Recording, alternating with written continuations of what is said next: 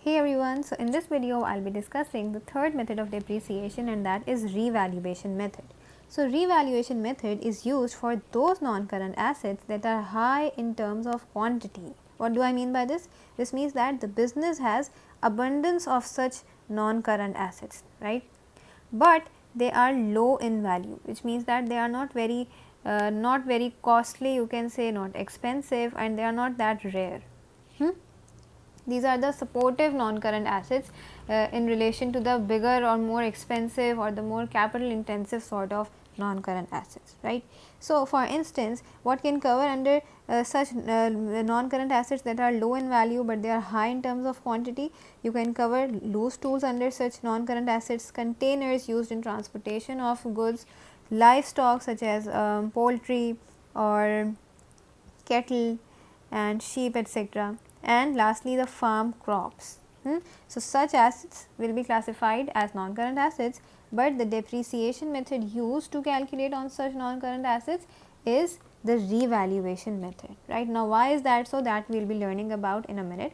But let us see some examples of such non-current assets, right. So, loose tools can cover your such tools, your screwdrivers, your spanners, hammers, etc., such similar assets, right. So, they are there in the business, they are the supportive non-current assets, they are used in the production of goods and services, but they are high in terms of quantity and low in terms of value, right, which means that they are not very much costly. Similarly, containers and boxes used in the transportation of goods will also be depreciated using revaluation method, because they are again high in terms of quantity.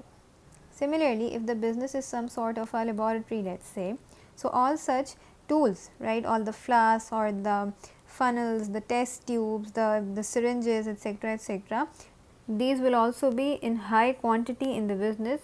So again these will be depreciated using revaluation method.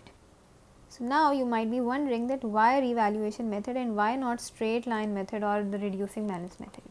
This is because such assets, loose tools, containers, these livestock, these funnels, flasks, all such assets, they have a high probability of being misplaced or lost. Not all the time a person can take care of such assets, because again they are high in terms of quantity, because then it would be really difficult to keep a record of each loose tools, let us say cost, when was it purchased, the purchase date, its useful life, right. How can we record for every non-current asset such details separately and then calculate depreciation using different rates, 30%, 40%, etc., for each loose tool, because again they are high in terms of quantity. So, that is why we do not use such complicated or such methods that require too much information before calculating depreciation. That is why we use a very simple formula to calculate depreciation on such non-current assets using revaluation method, of course. So, what is the formula? First of all, we take the value of assets at the start of the year, which is also the balance brought down of such assets, the accumulated balance, right. This is the accumulated figure I am talking about. The accumulated figure for such non-current assets is taken into account, the balance brought down. Then what do? We know at year end that how much new such loose tools were purchased. So, we add the purchases that were there during the year in the balance brought down figure, right. Then we subtract, right, the value of assets at the end of the year, that is those assets that are still there in the premises on the last date of the year end.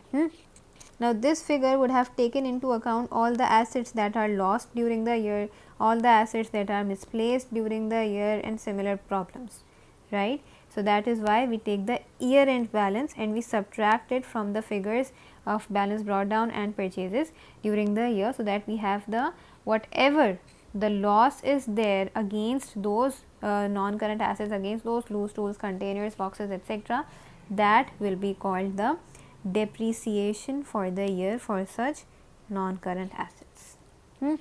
Whatever expense the business has incurred because of the fall in the value of such non-current assets, or because such assets are lost or misplaced, all that will be classified as depreciation, and that is how calculated you first take the balance brought down at the start of the year, or if this is the first year of the business, then no balance brought down, you just take the purchases during the year. We subtract the value of such assets at the end of the year, and then we have the final figure as the depreciation for such non-current assets. Right. Now, this formula, this method has few really good benefits.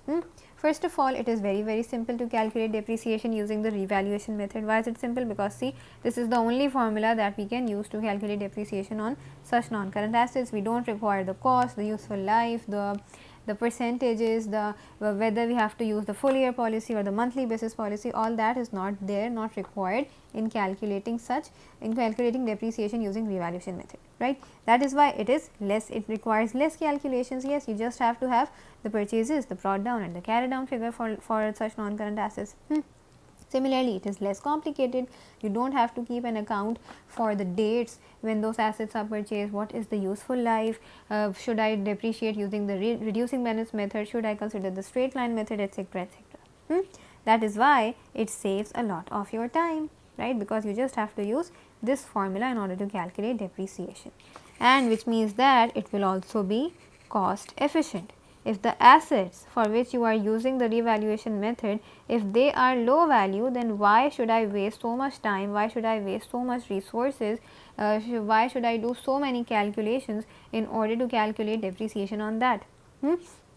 Just use the revaluation method of depreciation, so that you do not only save time, you save the costs and the administrative costs in order to calculate depreciation, right. So, it has few really good benefits. Now, let us solve an example using revaluation method of depreciation, so that you get a clear idea that how do we calculate depreciation under this method. The question says the following information relates to a business. Very good. Year 1, bought loose tools costing $400, right. So, bought, these are the purchases. Now, what else is happening? Estimated value at the end of year 1 is 250. What is this? At the end of year 1, this is the balance carried down, right. Now, what is happening in year 2? Again, bought loose tools costing $500. So, this is the purchases, and estimated value at the end of year 2 is $300. Now, what is the requirement? Calculate depreciation expense on loose tools for these 2 years. Okay, very simple. First of all, do we have any balance brought down for first year? No, we are just purchasing. So, let us start with that. Year 1, purchases during the year amounted to how much? $400, right. Now, what do we do after that? We subtract the closing value of such non-current assets from the purchases. So, less value at year end, and that is $250. So, 400 less 250 will be the depreciation expense, right, for year 1, at the end of year 1, that would be $150. Okay. Now, we are standing in year 2 now. Do we have any balance brought down for year 2? Is it given in the question? It is not given in the question, because it is implied that the balance carried down of year 1 will become the balance brought down for year 2. So, we have the value at year start, and that is this value 250. Then what we will do? We will add the purchases during the year, and that is how much for year 2? $500. And lastly, we know what we have to do. We have to subtract the value at year end, that is $300, right. So, what do we get as depreciation?